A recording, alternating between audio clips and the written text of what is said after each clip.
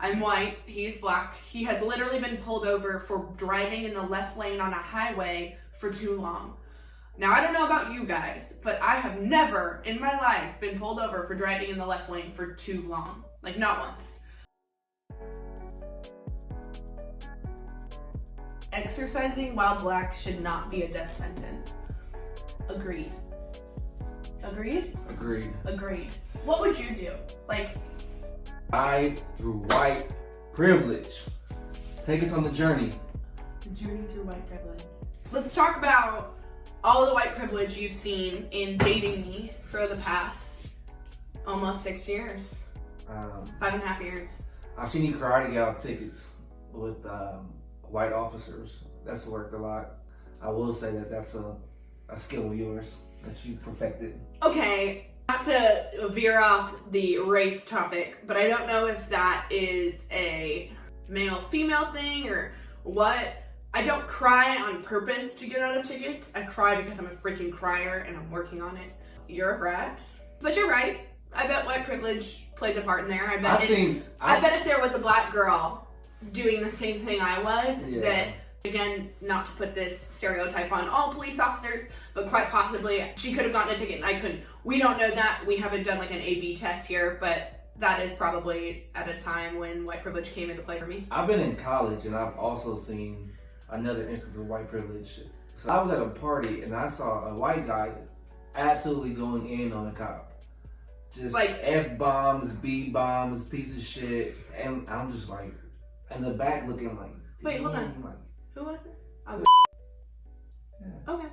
I've seen just full boat, like if I said that, I'm on the ground getting my face kicked in. Yeah, getting my face kicked in. So I've just seen little stuff like that where I'm just like, yo, this is blatant in my face. So there's so many different things we can just get into because racism is at its core, everywhere. Yeah, everywhere that you can really much see, man. It's just, to act like it's not around is, to me, you are being funny. Like, oh no, it's not real. I'm like, yeah, okay. Like, you're being ignorant. Yeah, where have you been most for the of the last time? 100 years? And Jay had to really explain it to me because at the beginning, again, I was like, I'm not privileged. I've gone through hardships. But there are a lot of things that I didn't think about before dating Justice, or I didn't know because it just wasn't something that was talked about frequently. But there were a lot of things that I then in turn found out, like, I have to my advantage. Driving, like, first example, I'm white, he's black. He has literally been pulled over for driving in the left lane on a highway for too long. Now, I don't know about you guys, but I have never in my life been pulled over for driving in the left lane for too long. Like, not once. And he got a warning, and we are thankful for that. But, like, that's just ridiculous. I could ask probably 100 of my white friends, and I think that 0 of them would say that that's happened. And he very well may have been breaking the law. The left lane is a passing lane. I always try to think of both sides. But the thing is like that cop really had nothing else to do but to pull you over for going in the left lane. Not speeding in the left lane, but driving in the left lane. Like, maybe I'm get out sure. of the car, walk around the whole car, coming to find out he got a little kid trying to do a ride along with him, trying to make me the example. Oh, I didn't know that part. I'm just like, what is going on? Like, I'm the example, bro. So now it's freaking institutionalized. Is that kid white?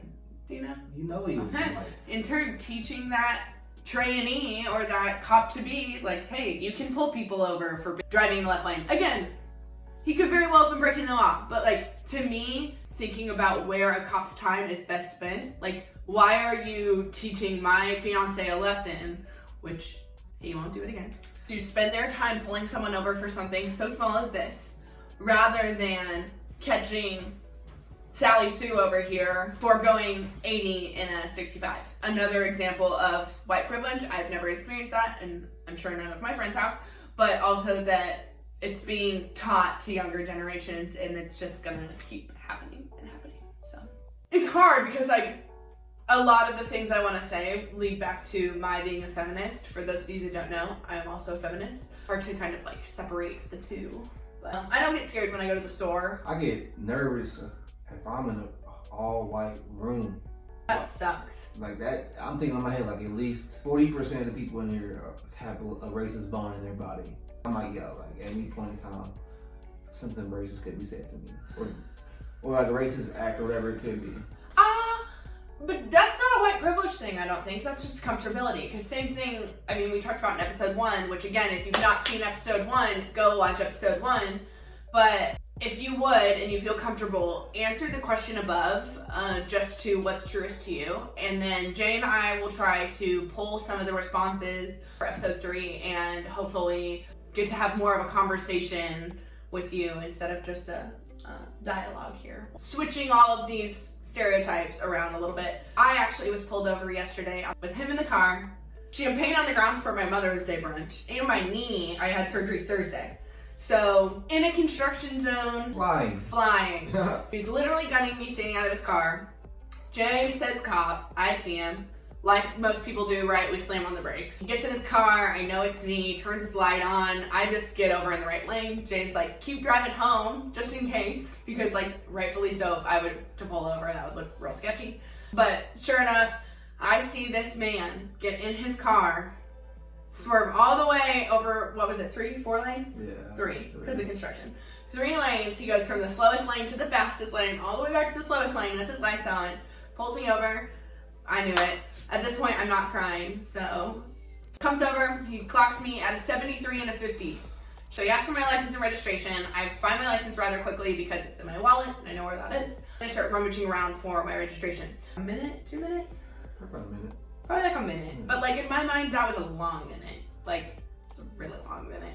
So I'm like going through my center console, trying to find my registration, and I pull out my registration, and I always forget to throw away the expired one. So now I have like 4 registrations, and I'm like, one of them, I don't know, like which one's not expired? He literally is like, I'll look it up online. So at that point, I'm like, I'm screwed. So the tears start coming. Jay starts trying to talk to me. I quickly have to shut that down, right? Ladies, if you know me or if you're anything at all like me, at this point we're just embarrassed and sad and we're pissed because we're gonna have to out that money. So I explained that to Jay. I'm like, embarrassed, money, I could go to jail because in Kansas, if you go over 20 miles an hour over the speed limit, I've been threatened like 3 times to go to jail by cops. They're like, hey, we could throw you in jail. I'm like, threatened. That. So, facts. The guy goes back for like 5 minutes. I had to shut Jay down. I wipe all my tears because I'm like, you're not going to use your tears to get out of this one, Abby. I'm very prideful in that now because he points it out all the time. But my face is visibly red. Throw my glasses back on, and he comes up to the side, lets me off with a warning. I'm like shaking. Jay is just looking at me with a smile. And Jay, what were your thoughts, or what did you say right after that moment? Because we were black. The cop was black. The cop was black. The cop was black. So he saw my old lady knee was messed up. There's a wedding ring on that finger, and he saw that I was a brother. He was like, I'm gonna let this one slide. And again, this is assumptive. We don't know what his thoughts were. But if you're going 23 over in a construction zone, there's no assumption. There's nothing that needs to be said. He let us off because Jay was in the car. I am fully convinced. He wasted all of that time and resources, like getting physically back into his car, zooming through all this traffic to get to us just to give us a warning. And like, I couldn't be more thankful, but I also couldn't be more thankful to like have him there. And this was, what did you say? Reverse DWB. Explain. So usually us black people get pulled over as DWB, driving while black. I call it a reverse DWB because this is driving with black. This one moment in time. I will say I think that was kind of the common denominator of getting us out of that situation, because I think he kind of saw a big picture of what was going on and understood. So shout out to him, man. He saved Mother's Day for us for sure. Take us on the journey. The journey through white privilege. White privilege doesn't mean your life hasn't been hard. It means that your skin tone isn't one of the things making it harder. White privilege means that you actively benefit from oppression of people of color. White privilege means systematic racism. This is a big one for me. It exists at every level of society. Black students are 3 times more likely to be suspended. Black graduates are 2 times more likely to be unemployed. Black Americans are 30% more likely to get pulled over. This is the part that I liked. What should I do with my white privilege? And this is me talking to my friends, family, anyone white who's watching this and obviously wants to be a part of something bigger than themselves. Teach other white people barriers to success for people of color. Promise to listen and amplify the voices of people of color. I feel like I do that, but I could do better. This is one way I'm trying to do better, right?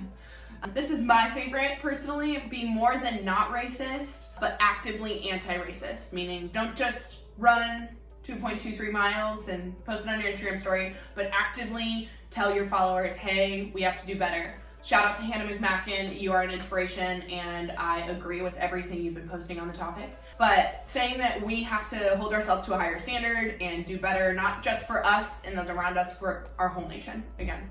It's not good enough. Run your 2.23 miles, do what you feel is necessary to help, yourself, those around you heal and show your support for this. But again, it's not enough just to be anti-racist, because in today's climate, that is the norm for most white people. I need everyone to step up and actively be spreading awareness. Have those uncomfortable conversations, because if you don't, and if you don't listen to things like this and other people's opinions, then you're always going to be closed-minded. You're going to teach generations to come to be that way, and then you're part of the problem.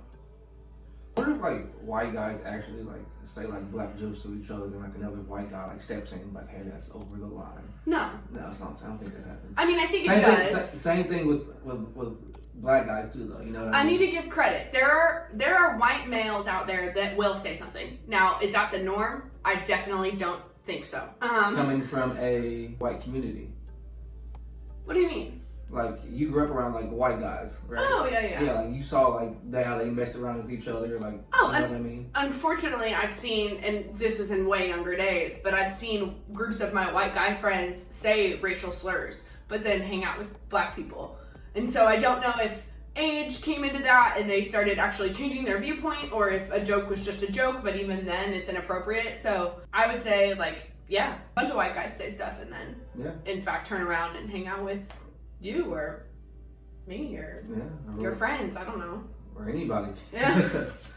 Lastly, confront racial injustices even when it's uncomfortable.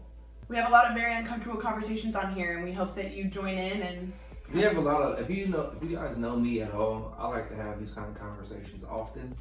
So often. I don't mind it at all for me, because I have a white woman, so I see both sides of the spectrum. Thank you guys for joining us again on our Black and White series journey. It's going to turn some heads, hopefully, but at the same time, we gotta get it out there. I don't know what you've been watching through quarantine, but this is some quality material. Thank you again for joining us. We love this series. I love this man. So.